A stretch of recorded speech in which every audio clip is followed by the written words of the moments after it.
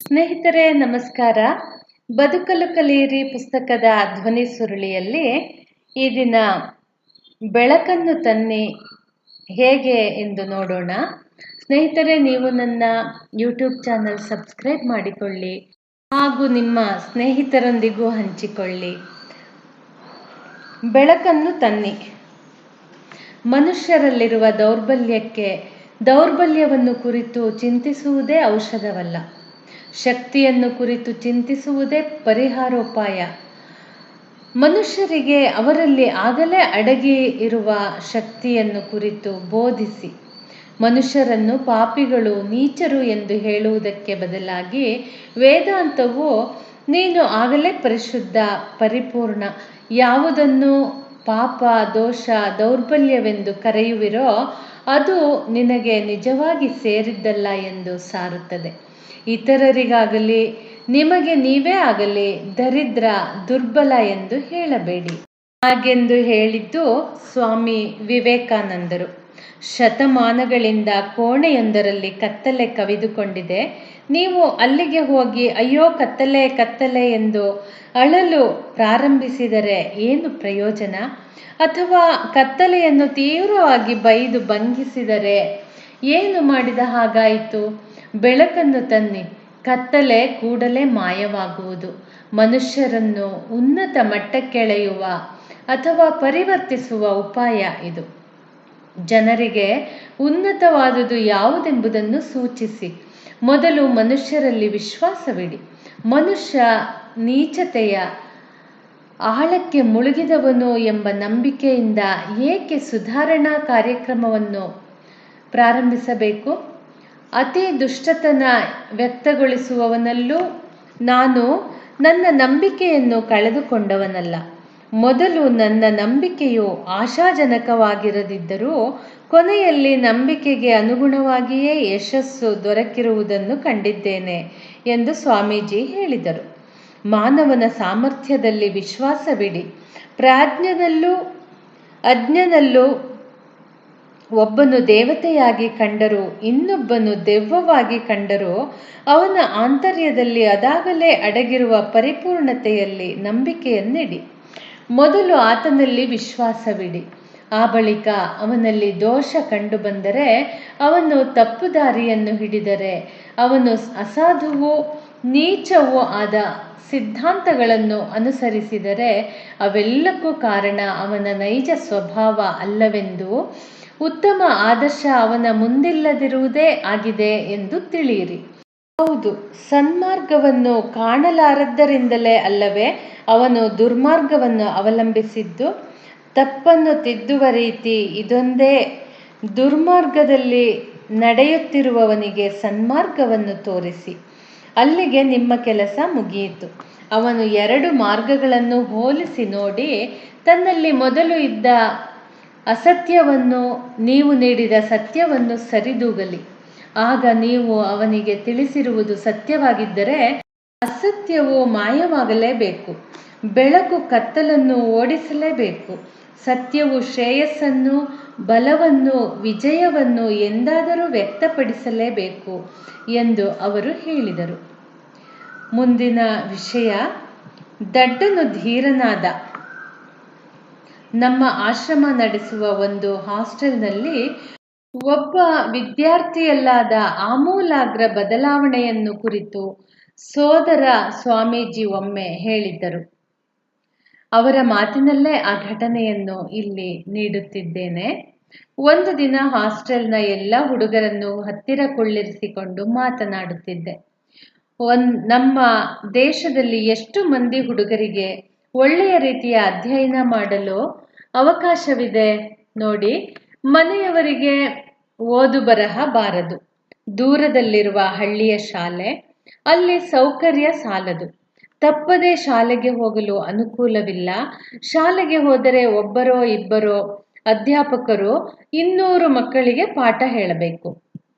4-5 ವರ್ಷಗಳ ಕಾಲ ಶಾಲೆಗೆ ಹೋಗಿದ್ದರೂ ಪೇಟೆ ಪಟ್ಟಣಗಳಲ್ಲಿ ಓದಿದ ಹುಡುಗರನ್ನು ಕಂಡಾಗ ಹಳ್ಳಿಯ ಹುಡುಗರಿಗೆ ತಮ್ಮ ಅಭಿವೃದ್ಧಿಯ ಬಗೆಗೆ ಸಂಕೋಚ ಎನಿಸಬಹುದು, ಭಯವೂ ಆಗಬಹುದು. ನಿಮಗಾದರೆ ಚೆನ್ನಾಗಿ ಓದಿ ಮುನ್ನಡೆಯಲು ಎಷ್ಟೊಂದು ಅವಕಾಶಗಳಿವೆ. ಒಳ್ಳೆಯ ಪುಸ್ತಕಾಲಯ ಇದೆ, ಹಿರಿಯ ವಿದ್ಯಾರ್ಥಿಗಳಿದ್ದಾರೆ. ಓದುವಾಗ ನಿಮಗೆ ಯಾವ ತೊಂದರೆಯಾಗದಂತೆ ನೋಡಿಕೊಳ್ಳಲಾಗುತ್ತದೆ. ಸಣ್ಣ ಪುಟ್ಟ ನಿಯಮಿತವಾದ ಕೆಲಸಗಳನ್ನು ಬಿಟ್ಟರೆ ಬೇರೆ ಯಾವ ತಾಪತ್ರಯವೂ ಇಲ್ಲ. ಬೇರೆ ಯಾವ ಜವಾಬ್ದಾರಿ ಚಿಂತೆಗಳಿಲ್ಲ. ನಿಮಗೆ ತೊಂದರೆಗಳೇನಾದರೂ ಇದ್ದರೆ ನಾವು ಅದನ್ನು ದೂರ ಮಾಡಲು ಯತ್ನಿಸುತ್ತೇವೆ. ಆದರೂ ದೇವರು ಕೊಟ್ಟ ಈ ಅವಕಾಶವನ್ನು ನೀವು ಸರಿಯಾಗಿ ಉಪಯೋಗಿಸಿಕೊಳ್ಳುತ್ತಿದ್ದೀರಾ? ಯೋಚಿಸಿ. ನಮ್ಮ ಪಾಲಿಗೆ ಬಂದ ಅವಕಾಶವನ್ನು ಸರಿಯಾಗಿ ಉಪಯೋಗಿಸಿಕೊಳ್ಳದಿದ್ದರೆ ನಾವು ನಿಂತ ಜಾಗದಿಂದ ಮೇಲೇರಲು ಬೇರೆ ಯಾವ ದಾರಿಯೂ ಇಲ್ಲ. ಈ ಬಗ್ಗೆ ಮುಂದೆ ತಪ್ಪಿಸಬೇಕಾಗುತ್ತದೆ ಎಂದೆಲ್ಲ ಹೇಳಿದೆ.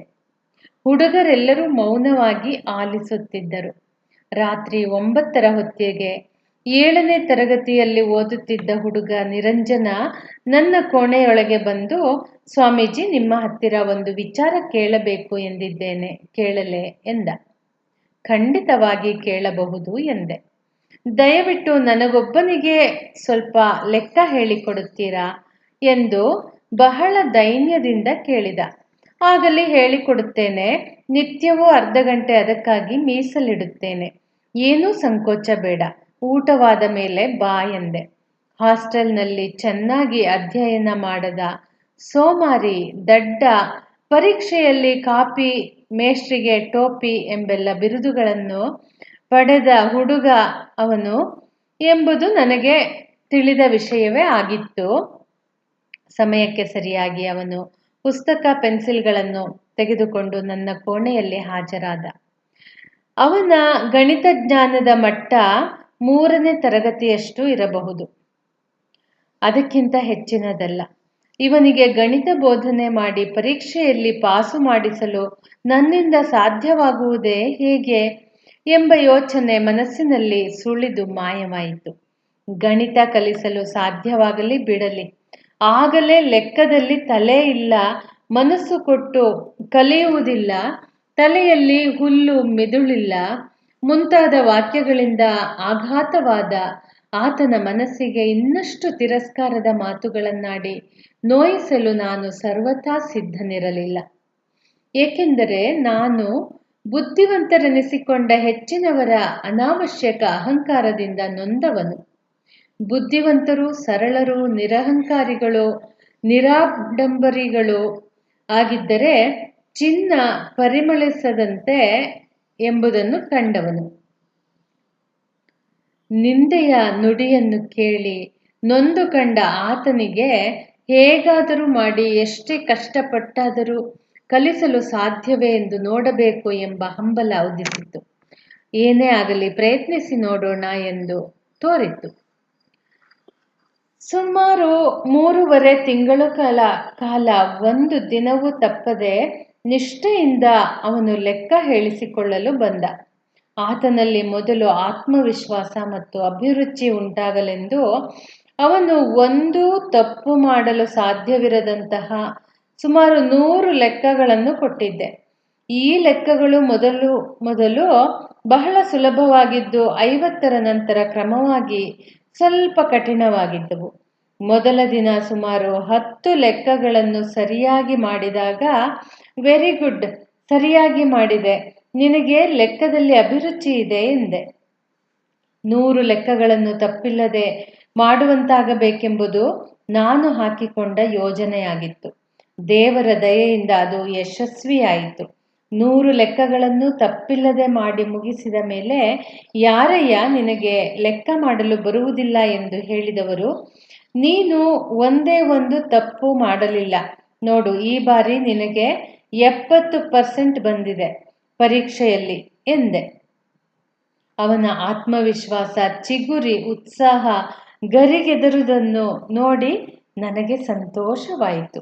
ರಾತ್ರಿ 8:30 ಗಂಟೆಯಿಂದ ಕೆಲವೊಮ್ಮೆ 10:30ವರೆಗೂ ಅವನು ಬಿಡದೆ ಕುಳಿತು ಲೆಕ್ಕ ಮಾಡುತ್ತಿದ್ದ.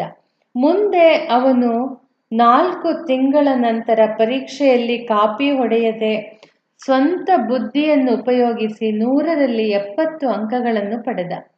ಆಗ ಅವನಲ್ಲಿ ಕಂಡುಬಂದ ಆತ್ಮತೃಪ್ತಿ, ಆನಂದಗಳನ್ನು ವರ್ಣಿಸಲು ಶಬ್ದಗಳಿಗೆ ಶಕ್ತಿ ಸಾಲದು. ಒಂದು ಜೀವ ಹೂವು ಅರಳಿದಂತೆ ಹಿರಿ ಹಿಗ್ಗುವುದನ್ನು ನಾನು ಕಂಡೆ. ಒಂದು ದೊಡ್ಡ ಪಾಠವನ್ನು ಕಲಿತೆ. ಅವನ ಅಭಿವೃದ್ಧಿಯ ಕಥೆಯನ್ನು ಕೇಳಿ ತಿಳಿದ ಅವನ ತಂದೆ ತಾಯಿ ಆಶ್ರಮಕ್ಕೆ ಬಂದು ನನ್ನನ್ನು ಕಂಡು ಸಂತೋಷದ ಕಂಬನಿಯಿಂದ ಕೃತಜ್ಞತೆಯ ಮಾತುಗಳನ್ನು ಹೇಳಿ ವಂದಿಸಿದರು. ಸ್ನೇಹಿತರೆ, ಮತ್ತೆ ಮುಂದಿನ ಸಂಚಿಕೆಯಲ್ಲಿ ಆತ್ಮವಿಶ್ವಾಸ ಕುದುರಲಿ ಎಂಬ ವಿಷಯವನ್ನು ನೋಡೋಣ. ಧನ್ಯವಾದಗಳು.